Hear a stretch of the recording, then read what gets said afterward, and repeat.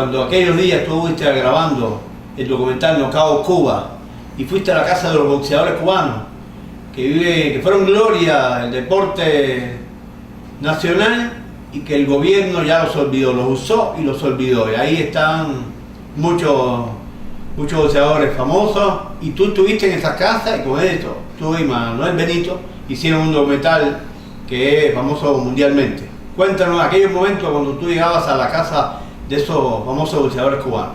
Mira, en el 2008 yo conocí a una gloria deportiva del boxeo cubano, a Félix Betancourt, alias la Panterita Oriental. Este hombre fue campeón mundial en México 74, o sea, campeón olímpico en México 74. Una gran gloria del boxeo, dio mucho prestigio al deporte cubano, trajo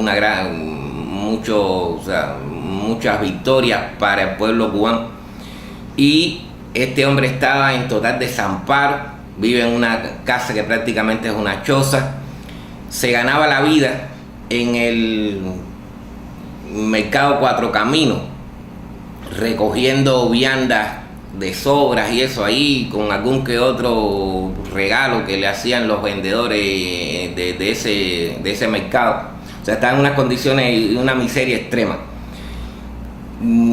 Hablando con él, me entero entonces, no lo sabía, que la inmensa mayoría de sus compañeros del deporte pues estaban en la misma situación, de los que nunca se quedaron fuera del país, o sea, de los que regresaron a su patria siempre. Una vez llegado el ocaso, pues estaban en condiciones completamente de desamparo, de miseria y de total olvido por las autoridades del régimen. Eso hizo que yo pues me decidiera ir visitara junto con un amigo, Manuel Benito del Valle, un español que estuvo trabajando en Cuba en la Embajada de España, y filmáramos a varios de estos grandes campeones. Y fue muy doloroso, o sea, nunca me imaginé que esas personas que yo veía de muchachos en la televisión, que eran grandes boxeadores y que tenían pues tanto prestigio en el deporte a nivel mundial, estuvieran pasando una etapa tan triste ya en su vejez, completamente olvidados, abarrotados de miseria, sin prácticamente condiciones de vida. Ángel Herrera, háblame de Ángel Herrera. Ángel Herrera, cuando lo visitamos, vive en un apartamentico de un edificio en Alamar. Tiene uno de los pocos que tiene un carrito, pero el carro es prácticamente una chatarra y tiene que estarlo alquilando para poder ganarse la vida. Tiene una hemiplegia por un accidente vascular encefálico. Me confesó incluso que pasaba hasta hambre, que no tenía prácticamente condiciones para sobrevivir. Cuando visitamos a Douglas Rodríguez, igual la familia incluso nos contó que tenía un grave problema con el alcoholismo, no estaba recibiendo tratamiento médico, muchas veces terminaba tirado por la calle, ahí había que recogerlo y los vecinos lo subían hasta su casa. Estaba igual totalmente desamparado. Está el caso de Carbonell, que cuando fuimos a su casa vive cerca de la Dependiente en 10 de octubre.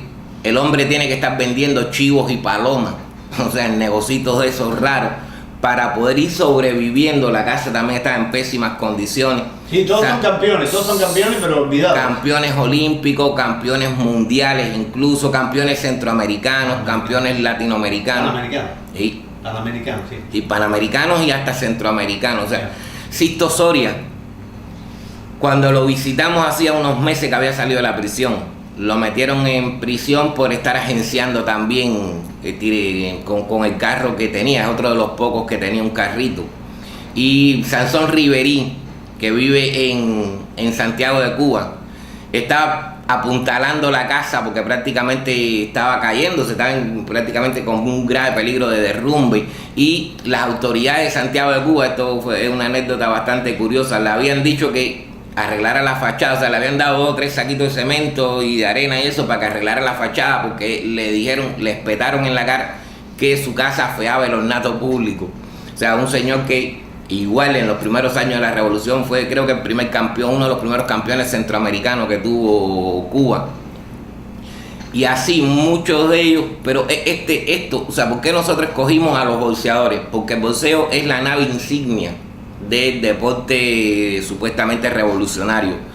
Y cuando y es además el deporte que más medallas de oro le daba a Cuba. Cuando estas personas están en esa situación, ¿qué pasa con el pelotero? ¿Qué pasa con el voleibolista? ¿Qué pasa con el judoka? Con los demás deportistas. O sea, es la misma situación. Los explotaron, les explotaron sus méritos mientras estuvieron en la etapa activa, y una vez que les llegó el ocaso, que llegó el retiro deportivo, simplemente lo dejaron tirados en una esquina.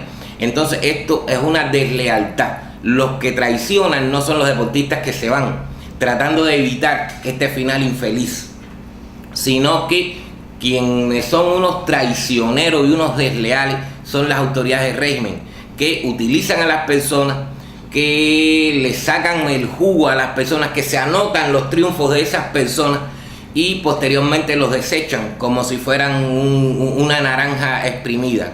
Tú me contaste estos días de que participaste, bueno, hiciste todas las entrevistas, pero cuando viste el documental armado, algo te pasó. ¿Qué te pasó? Sí, o sea, nosotros trabajamos, Manuel Benito y yo, en lo de las filmaciones y las entrevistas. Después, a él lo expulsaron del país por marchar con nosotros el día 10 de diciembre en una de las manifestaciones. O sea, un español que tiene mucha sensibilidad por el pueblo cubano. Y vi el documental ya realizado 1 año y meses después.